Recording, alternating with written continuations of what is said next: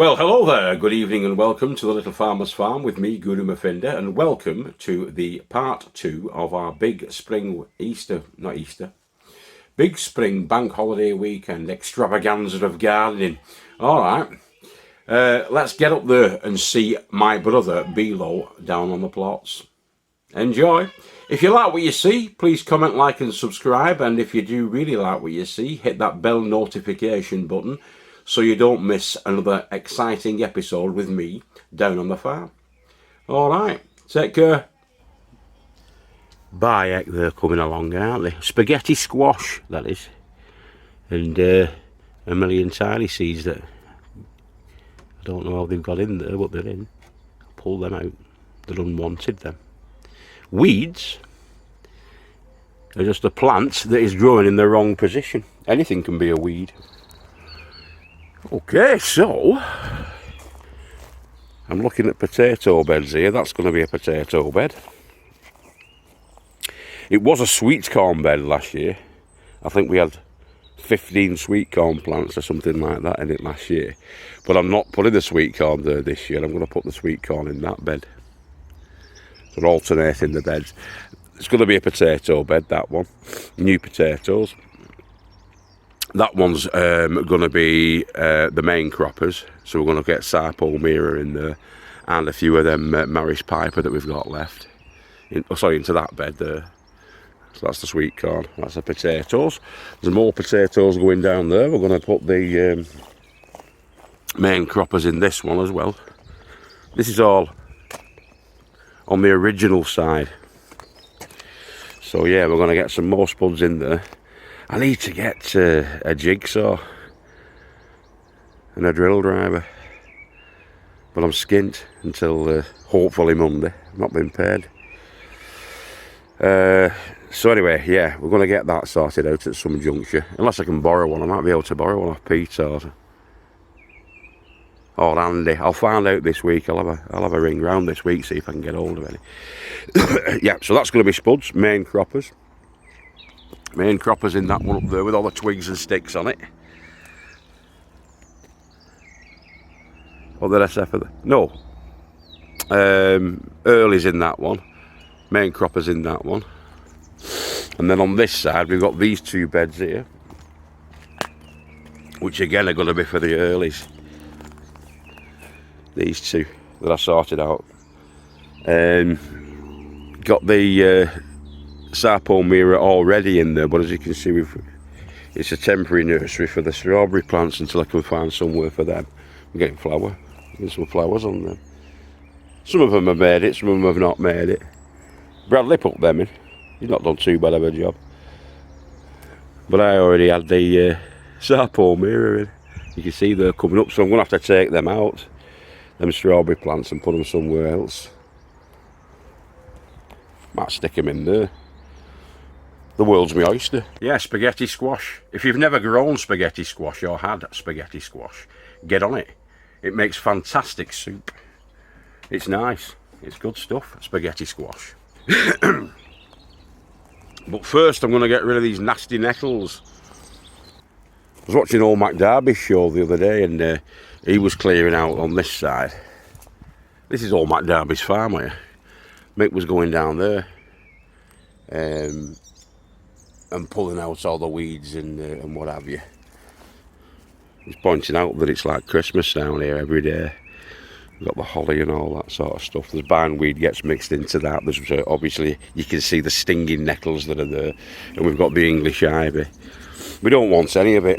So I'm going to clear this bit out on my side. I'm going to do this. Spend an hour now just ripping it all out. Chucking it into there. A good stout pair of strangler's gloves there. That's what we need. That's what we need for them stinging nettles. Get them throttled. The more you look, folks, the more you see. Sometimes better just going around with your eyes closed. I'll show you. So we're up at the top end on allotment 1. Plot 1. And I've not been up here probably, I don't think I've been up here this year. On this side at the top. And this is what's greeting me. If you look in there, that's the sort of compost corral that we've got, and it's absolutely full of weeds. It's It's disappointing, boys and girls, that. But I'm going to have to clear all of these out. So I'll start at the top. I'll have to start at the top and work my way down this side. So I've a couple of hours worth of weeding there and clearing to do, I'm guessing. But it needs doing, guys. It's got to be done. I want it to be good this year. I want it to be tip top. It doesn't look so sparkling in there either, does it? You know, a water catchment. It'll do for the open beds. But yeah, these have got to go. So that's a lot better than it was, isn't it? They're all going down here. And they're coming out from the compost bin, I think. And spreading their rhizomes underground. Right, I'm gonna carry on with this actually, because there's more to do. Oh, look at that. Beautiful. Whoa. I'm missing a bit. All cleared out underneath there, as far as I can scrape back. And weed free. I think I'm getting to the point now where I am finding it a bit therapeutic, the weeding. If I can get my mindset into that, I'll be laughing.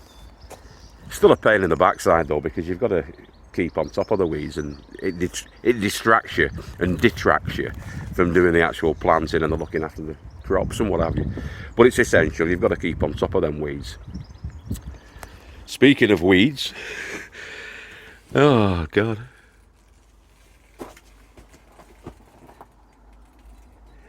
Right then, guys, I might as well carry on and do in here. Properly de-weeding these beds. And look what I've uncovered. Look at that. I hope there's none in, but I reckon that's a burrow for either a rat or a mouse. Probably a rat. Last year we did have a hole here. And I wondered, where's all this earth come from? I know there's a hole there, and he must have dug it out. There isn't any evidence of the rat now. But that, I think, is where he's got in. Through this hole. Watch it bite my finger now. But yeah, there's a hole there. See if we can excavate his tunnel system. Now that is about 80%, well, I'd say a good 70% bindweed root. And I've dug it out as far as I can go. It's actually a little bit below the level of where the bed is. And I've gone all the way down, as far as I can possibly go, and pulled out every single one that I could find. They grow to God knows how long. The rhizome, which is this stuff, can get really long, and it snaps really easily as well. And that kind of burrows below the surface, and then they pop up above the surface as that trailing kind of a, well, what would you call it? It's a bit like ivy, isn't it? But it's not ivy. You American folks, when you grow your sweet potatoes, it looks like that, like sweet potato. Unfortunately, it doesn't give you any tubers, so you can't get a feed off it really, bindweed. It's a pain. Because if you could, I'd be the fattest man in England. Because I've got plenty of bindweed. And horse's tail. These are horse's tails. Or mare's tail. I don't know which one. One flowers and one doesn't, but it's a fern-like creature, horse's tail. That doesn't particularly do much damage, it just pops up and it gets in the way, but the bindweed wraps itself around your plants and throttles them, if you like. It uses them as stems to climb up, and it's just a pain in the backside, bindweed. Gets everywhere. But I've just spent, I wouldn't say wasted another hour of my life in there, but I've done, it's took me an hour to get them weeds out. But it's getting there, innit? I've got a bit of a weeding head on today. A weeding bug. So I'm going to blast through. Look at this in here. Eh? If you were a weed fetishist, you'd be made up in there. let's get cracking. Look at this. Perfect growing conditions in here. Definitely for weeds. Stinging nettles. Look at all them. I'm going to make some more of the stinging nettle tea. It's all under there, all the weeds. I'm thinking this side first. Get that shifted. But I'll get them nettles out and get them on one of the beds to be made into nettle feed, the liquid feed. That's the nettle feed that we did last time, remember. Decanted it into the good stuff, that liquid feed, nettle feed. We'll have that. So as you can see, all the stinging nettles are in there, leaf and stem. Just snapped them up into sort of 6-inch lengths. Stuffed them all in there, weighted it down with a half brick. And now it just needs a bit of water added. I'm just using the rainwater from the Bowsers here. The water tanks that we collect from the tiki tunnel roof. You see there it comes off the roof into the gutter, down the drain pipe and into this. And they're in a relay, these. We've got 4. I'm going to get another one this year, so we got 5. And then we'll have 500 litres. But yeah, I was going to fill that up to the top, put the lid on. About 1 inch from the top, put the lid on. Yep.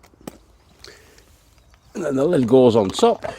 It's done anaerobically, this, which means without air.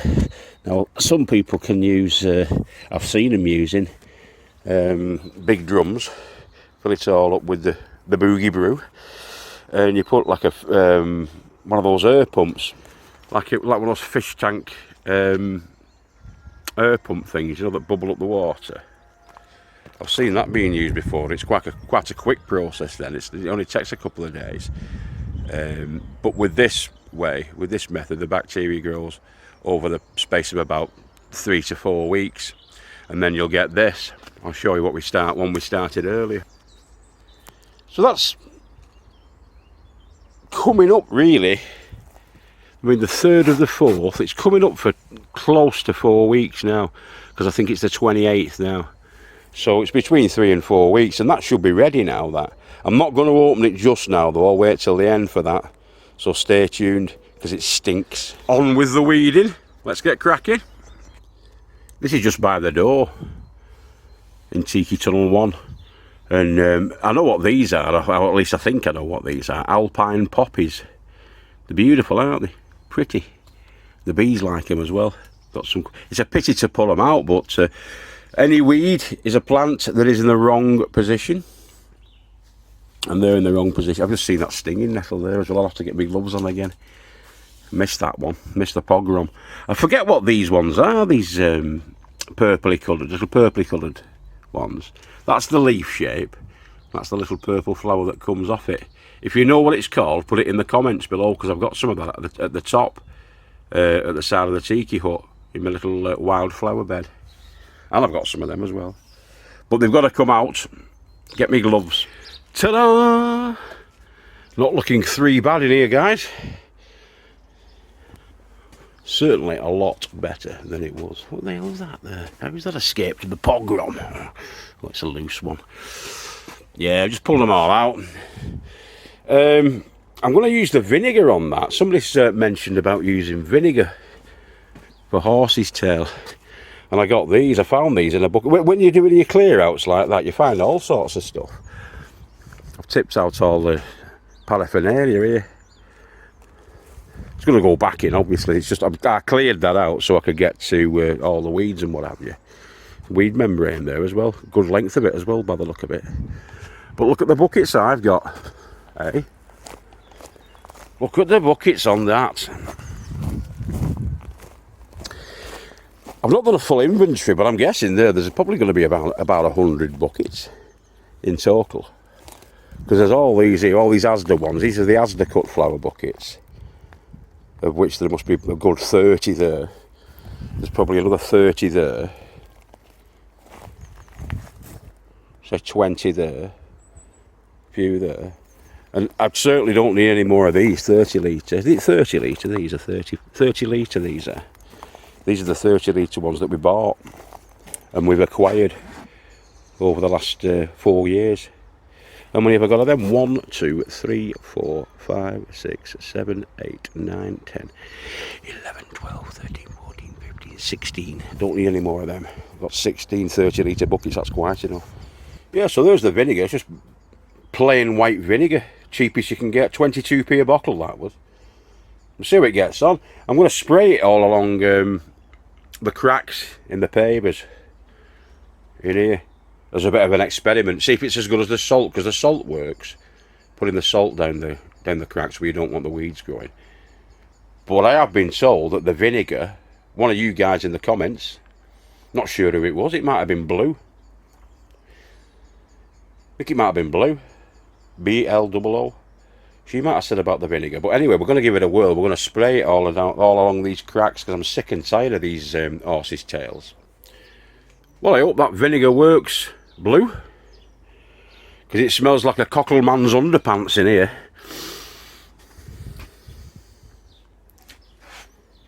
Vinegar. I think we got it from Home Bargains, I think, ages ago. We got a load of vinegar and a load of salt. I know that the salt does work. The salt keeps them down for about 4 or 5 weeks. But I'm not sure about the vinegar. We'll see. Don't need any more feed, I don't think. We've got a full bag and about a bag and a fifth of that 6X stuff up at the top there as well, in that direction. But there's the chicken manure pellets, there's the blood, fish and bone. We've got, sorry, fish, blood and bone, blood, fish and bone. There's 3 boxes of that. And they're 10 kilogram boxes, those. Got bone meal, got another bone meal up at the top. Got another bag, massive bag of that chicken manure, I'll show you. Pelleted manure, poultry manure, there we go. Got these here, we've got some eggshells, I've got some more eggs I'm going to be grinding up. More eggshells I'm going to be grinding up. I'm thinking that's blood, fish and bone. Yep, blood, fish and bone. More chicken manure pellets. There's the 6X concentrated farmyard manure. That's there. I'm going to clear these bags up that's knocking about as well. I've got 6 bags of compost, 60-litre bags of compost, so that's what? Is it 300 litres? 3 sixes? No, hang on. What am I talking about? 6 sixes are 36, aren't they? Yeah, 6 sixes are 36, so that's 360 litres of compost. Plus about a third of the bag there. That's for doing me potting up with that though. Doing my seedling starts.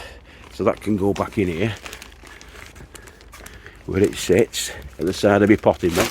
Oh, we got this as well, vermiculite. Sorry, no, perlite.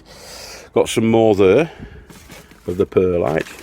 Got some vermiculite in there. Not much vermiculite actually. I might see Ken tomorrow. In fact, I will need to see Ken because I need to get probably about another 10 bags of the compost. Yeah, because if they're 30-litre buckets, then one of those 60-litre bags should technically fill 2 of those big planters, those big buckets. No spuds have been planted today, boys and girls, apart from the ones that were in this bed. But tomorrow's another day. We've got lots and lots of potatoes to get out, the new potatoes especially. And we've got 2 lots of main croppers. But everything's starting to come through now, which is good, isn't it? So those are the first early varieties that we're going to be putting in tomorrow. I've already started them, obviously. I've put some of these in, so the buckets in there. But we're going to be putting all these into buckets, potentially, if I've got enough buckets. Oh, sorry, if I've got enough compost. I've got plenty of buckets, but maybe not enough compost. If I can get some off Ken tomorrow at the shop, this is our allotment shop, then yeah, I'll get that.